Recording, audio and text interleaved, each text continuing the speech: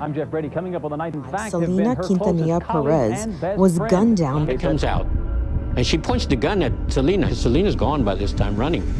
She brings the gun down and she says, Le 31 mars 1995, Selena est retrouvée gisant dans son sang en plein milieu d'un motel. Le responsable court vers elle, entend un seul prénom, le prénom de son assassin. Mais qui a bien pu assassiner Selena? Est-ce que c'est l'amour d'un père trop toxique? Est-ce que c'est une fan qui était obsédée par elle? Ou est-ce que c'est l'amour de sa vie? C'est la question à laquelle on va répondre aujourd'hui. Bienvenue à tous. Le 16 avril 1971, une petite fille voit le jour à Lake Jackson, au Texas. Selena Quintanilla. Selena est née dans un milieu pas pauvre, pas riche, on va dire assez modeste. Son père, c'est un chanteur, c'est un entrepreneur. Sa mère, elle est mère de famille. Elle grandit dans une famille où vraiment la musique est partout. Son père avait un ancien groupe de musique. Malheureusement, il a dû quitter le groupe de musique puisqu'il a eu... comment on appelle ça ?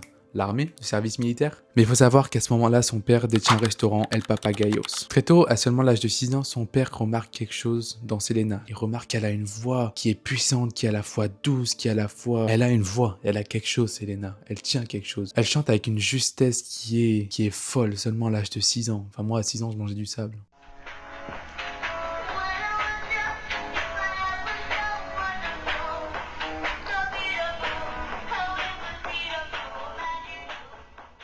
Et donc forcément, chaque occasion est bonne pour la faire chanter. Mariage, soirée entre familles, quinceañeras, il faut faire chanter Selena. En bout d'un moment, très vite, Selena n'est plus seule sur scène. Son père décide d'en faire une affaire familiale. Il crée donc un groupe, Selena y Los Dinos. C'est vraiment le commencement de Selena. Donc il met son frère Abby, il met sa sœur Suzette, et hop, on crée un groupe de musique. Et derrière eux, vraiment, il y a vraiment un homme qui est déterminé. Il y a vraiment un homme, donc Abraham, qui veut les amener loin, qui veut faire quelque chose avec ce groupe de musique. Donc il décide d'allier business et musique. Hop, on fait chanter le groupe de musique dans le restaurant. Et forcément, au bout d'un moment, les clients ne viennent plus pour la nourriture, ils viennent pour voir Selena. Au bout d'un moment, le restaurant prend un coup dur, ils sont obligés de fermer boutique. La famille perd tout, leur toit, leur restaurant, tout. Donc ils sont obligés de partir chez les parents d'Abraham, donc les grands-parents de Selena pour y vivre. C'est une petite maison de campagne qui est extrêmement petite pour y vivre à 5, 6, 7. C'est un peu compliqué, mais bon, il faut savoir que la musique reste toujours en jeu. En fait, le père, il est vraiment motivé, c'est même plus un passe-temps, c'est vraiment un projet de vie. Et pour Selena, ça deviendra une destinée, mais on en parlera un peu plus tard. Au bout d'un moment, le nom de Selena y Los Dinos commence un peu à circuler à droite à gauche, au fin fond du Texas. Donc le père, comme je vous ai dit, ce qu'il décide de faire, c'est de les placer à droite à gauche dans les événements, et c'est des salles assez modeste, hein, c'est vraiment... Les moyens sont très limités, hein, mais Abraham, il veut que sa fille devienne une star. Elle a une voix, il faut qu'elle devienne une star. Donc le père prend les choses en main, même s'il a peu d'argent, il décide de financer les déplacements, il décide de financer les enregistrements, les heures de travail, les heures de répétition. Il finance tout avec les petits fonds qu'ils ont. Donc à seulement 9 ans, Selena se produit déjà sur scène. Mais là, vous allez me dire, mais l'école dans tout ça, c'est compliqué. Selena, elle peine à suivre. Forcément, les heures de répétition, c'est fatigant. Les heures où tu chantes. Donc, Selena, elle est à droite à gauche, elle est pas concentrée sur ses cours, elle ramène des mauvaises notes à la maison. Mais son père, il s'en fout. Selena, il faut que ça soit une star. Donc au bout d'un moment, la directrice de l'école appelle le père de Selena, Abraham, leur dit, écoutez, la musique et l'école, c'est pas compatible à ce rythme-là. Vous savez ce que son père lui répond? Occupez-vous de vos affaires, on en parlera plus tard. Le lendemain, le père prend une décision radicale. Il enlève Selena et ses frères de l'école, et ce sera l'école à domicile. Pour lui, il n'y a pas de plan B. Selena est vouée à devenir une star. L'avenir de Selena est déjà tracé. À 12 ans, le travail commence à payer. Selena et ses frères sortent un premier album, et s'impose vraiment dans le genre du terrano. Il faut savoir que le terrano, c'est un genre musical mexicain. C'est vraiment dominé, on va dire, par les hommes avec des grosses voix, vous savez. Et vraiment, Selena, elle va se faire une petite place à l'intérieur de ce genre musical. Et c'est très bien, puisque plus tard, elle va gagner un award. On en reviendra. J'ai dit, terrano, c'est vraiment un genre mexicain. Sauf que Selena, à ce moment-là, elle ne parle que anglais. Forcément, elle est née en Amérique, ses parents parlent anglais, elle n'allait pas apprendre l'espagnol. Et pour son père, c'est pas un problème. Selena, tu vas parler espagnol, ma grande. Alors, il n'y a pas d'excuse. Elle doit s'adapter. Elle écoute de la musique espagnole. Elle écoute de la musique mexicaine. Ses parents lui forcent à apprendre l'espagnol. Ses parents leur donnent des livres pour qu'ils apprennent l'espagnol. Selena doit vraiment apprendre à parler espagnol pour qu'elle puisse chanter en espagnol et forcément qu'elle puisse toucher un public 2 fois plus grand. Donc peu à peu, forcément, la barrière de la langue tombe. Selena parle espagnol. Et pour mener ce rêve encore un peu plus loin, Abraham, il est fou. Abraham, qu'est-ce qu'il fait avec le peu d'argent qu'ils ont récolté dans les concerts à droite à gauche? Il décide d'acheter un bus de tournée. Vous savez, c'est les bus là où ils vous amènent d'un point A à un point B avec tous les matériaux, avec toute l'équipe. Là, il n'y a que la famille. Il y a vraiment où il y a toute l'équipe, où il y a les guitaristes, il y a les musiciens, où il y a la chanteuse. C'est vraiment des gros bus de tournée. Et il décide d'en acheter un d'occasion. Il le retape de A à Z. Donc allez, c'est parti. À 12 ans, une aventure commence. Les tournées à droite à gauche, on t'emmène sur la route entre les concerts, les kilomètres, les nuits qui sont assez courtes. Elle apprend vraiment la vie d'un artiste à 12 ans. Je vous rappelle, les gars, qu'elle a 12 ans à ce moment-là. À 2 ans, je joue à Fortnite. Texas have voted Selena Quintanilla.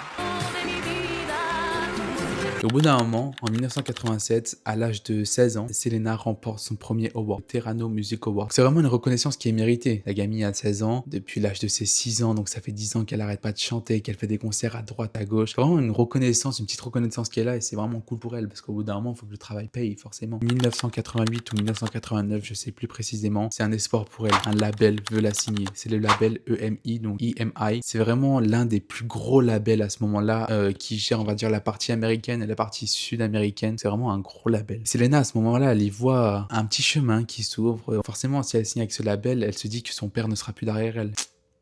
Faux espoir, ma grande. Donc sous la houlette, on va dire, de ce label, elle gagne, on va dire, en liberté artistique. Selena, elle voulait vraiment signer dans ce label et inversement, le label voulait vraiment Selena. Mais la seule condition que Selena avait imposée, c'est qu'elle chante en anglais et en espagnol. Faut savoir que le label voulait uniquement que Selena chante en espagnol, ce qu'elle a refusé, puisqu'elle sait très bien, Selena est assez intelligente, hein, elle sait très bien que si elle chante en anglais et en espagnol, ce sera vraiment le double, voire le triple, voire le quadruple de public qui seront touchés. Donc bon, au bout d'un moment, le label accepte, forcément, c'est Selena. Elle commence à aller vers son apogée de sa carrière. La signer quoi qu'il arrive. À ce moment-là, elle sort un petit album, on va dire que c'est un petit EP qui cartonne. Elle fait des millions d'écoutes, c'est vraiment le commencement. En 1990, elle dépasse vraiment les barrières de la musique. Elle signe un contrat avec Coca-Cola au Mexique. Et c'est à ce moment-là qu'on se dit que Selena, c'est plus une artiste, c'est vraiment une icône. Elle commence vraiment à s'inscrire dans les icônes de la pop culture. Et à ce moment-là, forcément, elle fait plusieurs rencontres à droite à gauche et elle tombe amoureuse de Chris Perez, qui est son guitariste. Mais leur histoire, leur idylle, on en reviendra un peu plus tard dans la vidéo. C'est vraiment à partir de 1990 que vraiment sa musique est écoutée dans toute l'Amérique. Donc l'Amérique du Nord, l'Amérique du Sud, l'Amérique latine. Donc c'est vraiment en 1990 que tout commence. Elle sort son premier album qui est un succès mondial. Donc c'est vraiment à ce moment-là que tout le monde entend parler de Selena. C'est la nouvelle star en devenir. Donc elle rencontre du monde, elle voit ses fans, elle fait ses petites tournées à droite à gauche et elle croise une fan particulière, Yolanda Saldivar. Yolanda, c'est vraiment une fan qui est obsédée par Selena. Elle veut créer un fan club. Selena est pas trop pour. Donc Yolanda, ce qu'elle fait, c'est qu'elle appelle le père de Selena. Elle lui demande si elle peut créer un fan groupe. Le père, il y voit que de l'argent dedans. Forcément, fonce, fais-moi ce fan club. Donc peu à peu, elle devient présidente forcément de ce fan club. Et on va voir que leur histoire va un peu aller à droite à gauche un peu plus tard. 91-92, c'est vraiment l'apogée de sa carrière. Selena nous pond 2 albums comme ça, Entre mi mundo et surtout l'album qui va la faire connaître dans le monde entier, Amor Prohibido. C'est vraiment l'album qui atteint des records mondiaux. On entend Selena partout dans le monde. Elle a dépassé toutes les frontières. Et c'est vraiment à ce moment-là qu'elle commence à gagner de plus en plus d'awards, que ce soit les Terrano Music Awards où elle gagne chaque année. Et elle gagne surtout des Grammys Awards. C'est vraiment l'award qu'un chanteur peut espérer dans sa carrière. Et elle en gagne plusieurs. Et donc elle devient une figure, on va dire, incontournable de la culture latine. Et vraiment, ce qui fait en fait que Selena a un talent unique, c'est qu'elle a réussi à mélanger le Terrano à de la pop, à de l'amour, à tout ce que vous voulez. Vraiment, elle arrive à faire ce mix entre tous les genres musicaux. C'est vraiment ce qui fait de Selena une artiste vraiment talentueuse. Elle arrive comme ça en fait à toucher plusieurs cibles, plusieurs publics. Donc comme je vous dis précédemment, Selena est tombée amoureuse. Donc elle tombe amoureuse de son guitariste Chris Perez, sauf qu'elle-même et Chris Perez savent très bien que leur relation doit rester discrète. Donc ils évitent de se montrer au jour, sauf qu'au bout d'un moment, ils ont un bus de tournée, il y a toute l'équipe. Abraham découvre leur idylle. Abraham, ce qu'il fait, il arrête le bus à ce moment-là. Dans sa tête, il vrille, il fait descendre Chris Perez et il dit à Selena, soit tu le quittes, soit c'est terminé pour le groupe. Selena n'a pas le choix, elle quitte Chris Perez. Elle est à l'apogée de sa carrière, elle veut que son groupe de musique aille encore plus loin. Chris Perez, c'est ciao. Il décide quand même de virer Chris Perez du groupe. Mais comme vous savez, l'amour est plus fort que tout. Quelques semaines plus tard, ils se remettent ensemble, toujours en secret. Ils fuguent tous les deux pour aller se marier en secret. Donc ils se cachent, ils se marient ensemble. Ils se marient, vous savez, c'est un peu comme dans les hôtels à Las Vegas où vous mariez avec un Elvis Presley. Là, c'est vraiment un mariage, on va dire, très très rapide. Et donc ils se marient en secret et forcément, les médias sont pas très loin. Donc cette nouvelle tourne dans tous les médias. Le père l'apprend. Abraham pète un câble. Il a pas le choix. Il doit accepter leur idylle. Je vous rappelle que c'est Selena qui ramène l'histoire à la maison. C'est vraiment à ce moment-là qu'elle sort l'album Amor Prohibido, donc amour dangereux, on va dire. Vraiment où elle raconte son histoire avec Chris Perez. Donc comme je vous dis, Selena est vraiment à l'apogée de sa carrière. Mais Selena, c'est vraiment quelqu'un qui veut toucher à tout. Elle adore créer des styles vestimentaires. Depuis toute petite, elle crée ses propres vêtements. Donc elle veut lancer 2-3 boutiques de vêtements.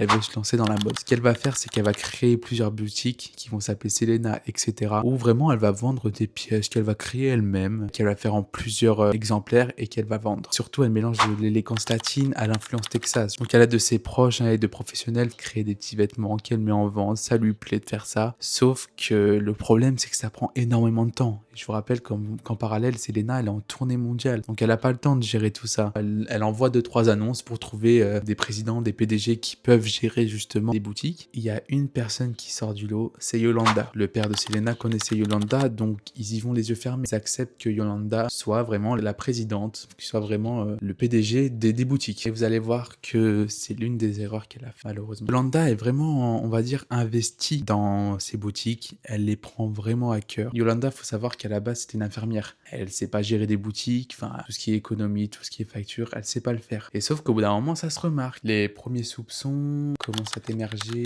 en 94, qu'en fait, il y avait beaucoup d'employés qui se plaignaient du comportement de Yolanda. Quelqu'un qui était vraiment toxique. Yolanda allait même jusqu'à insulter ses employés, allait même jusqu'à les taper et surtout à leur quémander, à leur demander de l'argent pour faire des cadeaux à Selena. Yolanda a demandé de l'argent à ses employés pour acheter en fait une petite bague avec un œuf par-dessus en diamant. Elle l'a offert à Selena en disant que c'était uniquement Yolanda qui l'avait payé. À aucun moment Yolanda a mentionné les employés qui ont fait le cadeau. Elle a vraiment dit que c'était elle qui a fait le cadeau. Il faudra vraiment retenir cette information parce que cette bague aura un rôle important dans l'histoire. Et le père de Yolanda, apprend tout ça, apprend que plusieurs employés ont quitté le travail, apprend qu'il y a eu plusieurs plaintes auprès de Yolanda. Donc au bout d'un moment, le père décide de confronter Yolanda et découvre au bout d'un moment que Yolanda avait détourné plus de 30 000 $.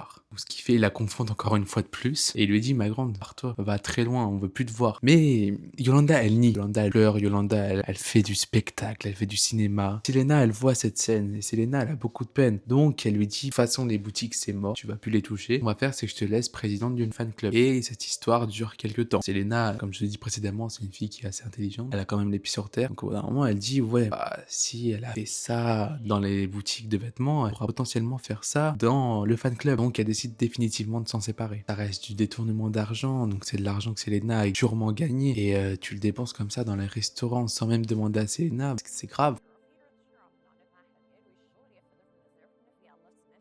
L'année suivante, Selena doit faire sa déclaration fiscale. Elle commence à faire sa déclaration et elle voit qu'il y a quelques papiers qui sont en lien avec les boutiques de vêtements qui sont manquants. Et elle pense que la seule personne qui détient ces documents, c'est Yolanda. Ce qu'elle fait, c'est qu'elle l'appelle et Yolanda lui dit, bah écoute, si tu veux récupérer tes papiers, y a pas de souci, tu viens à l'hôtel. Déjà, c'est bizarre. Au moment, tu m'emmènes dans un hôtel comme ça. Bon, Selena l'accepte, hein. Selena a besoin de ces documents pour faire sa déclaration. Elle y va avec son mari. Donc Selena rentre dans la chambre d'hôtel et là, il y a une violente dispute qui éclate. Yolanda commence à insulter Selena de traite, de menteuse. Et comme je te dis, Selena, c'est quelqu'un qui a grand cœur, donc elle prend vraiment tout à cœur ce que Yolanda dit. Selena pleure, Selena regrette d'avoir fait ce qu'elle a fait. Mais Yolanda aussi a de la peine de son côté de voir Selena pleurer. Elle lui donne des papiers. Selena rentre chez elle et le lendemain, du coup, en remplissant le reste, elle voit qu'il y a d'autres papiers qui sont manquants. Du coup, la Selena, elle commence vraiment à être énervée. Elle rappelle Yolanda, et énervée au téléphone, elle dit maintenant tu me rends mes papiers, c'est fini pour toi, tu vois. Enfin, ça peut aller loin cette histoire, hein, des histoires d'avocats, des histoires de jugement. Enfin, Selena a de l'argent, Yolanda, elle a rien. Ce qu'elle fait, Yolanda, elle dit bah écoute, retrouve-moi dans la même chambre d'hôtel. Et Selena, elle est tellement impatiente qu'elle attend pas son mari cette fois. Selena, elle y va toute seule. Donc Selena rentre dans la chambre, sans se douter que c'est la dernière fois qu'elle va rentrer. Encore une fois, une violente dispute éclate entre Yolanda et Selena. Selena décide de retirer la bague en forme d'œuf cernée de diamant et l'acheter par terre. C'est le mouvement de trop. C'est vraiment la chose de trop qu'elle ait pu faire. Selena se retourne et là il y a un bruit sourd, une détonation, une douleur fulgurante. Son corps se crispe, Yolanda lui avait tiré dessus. Mais son instinct prend le dessus. Forcément, il faut fuir. Donc elle décide de courir. Elle court sur 200 mètres en hurlant le prénom de Yolanda. Mais son souffle est assez court, son cœur s'emballe trop vite. Et elle hurle, elle m'a tiré dessus, m'a tiré dessus. Et là elle s'effondre. Le responsable qui est à ce moment-là dans l'entrée court vers Selena, lui dit qu'est-ce qui s'est passé et Selena, la seule chose qu'elle dit, c'est le prénom de Yolanda et le numéro de la chambre. Donc le responsable décide d'appeler le 911. Et là, les sirènes retentissent. Selena est décédée sur place. Elle arrive à l'hôpital quand même. Les médecins préconisent de faire une transfusion, mais malheureusement, son père refuse. Que la famille de Selena et Selena elle-même sont témoins de Jéhovah. Donc la transfusion sanguine, c'est hors de question pour le père. Et quoi qu'il arrive, plus tard, les médecins vont confirmer que même s'il y avait transfusion sanguine, c'était terminé pour elle. Malheureusement, c'était trop tard. Quoi qu'il arrive, la perte était inévitable. Et donc malheureusement, Selena décède le 31 mars 1995. Je suis en train de faire le montage de la vidéo et j'ai remarqué que j'ai pas du tout parlé de la suite pour Yolanda. Donc Yolanda, une fois que le drame s'est produit, a tenté de fuir km sur plusieurs kilomètres avec une voiture qu'elle a récupérée sur le parking. Au bout de plusieurs kilomètres parcourus, la police l'a rattrapée, l'a donc arrêtée. Après plus de 8 heures de négociation, puisque Yolanda voulait elle a pris prison à vie. Après sa mort, le père, c'est triste à dire, mais veut surfer sur la mort de sa fille. Il me semble que c'est entre 1 à 2 semaines plus tard, il décide de faire une biographie de sa fille sous forme de film en fait. Parce que les actrices refusent, puisque Selena vient tout juste de décéder. Enfin, elle n'est pas décédée il y a 3 ans, quoi. Elle est décédée il y a 2 semaines. Donc chaque actrice à qui on propose le rôle refuse systématiquement. Ça reste quand même une mort qui est assez douloureuse et c'est assez récent. Et évidemment, après sa mort, il y a plusieurs documentaires qui sont faits, plusieurs biopics qui sont faits sur elle. Et ses musiques reste encore gravé dans la mémoire des personnes et encore aujourd'hui. Actuellement sur TikTok, ça tourne un peu, c'est la musique Comme on a Flore. Alexa, play Como la Flor. Como la Flor by Selena from Pandora.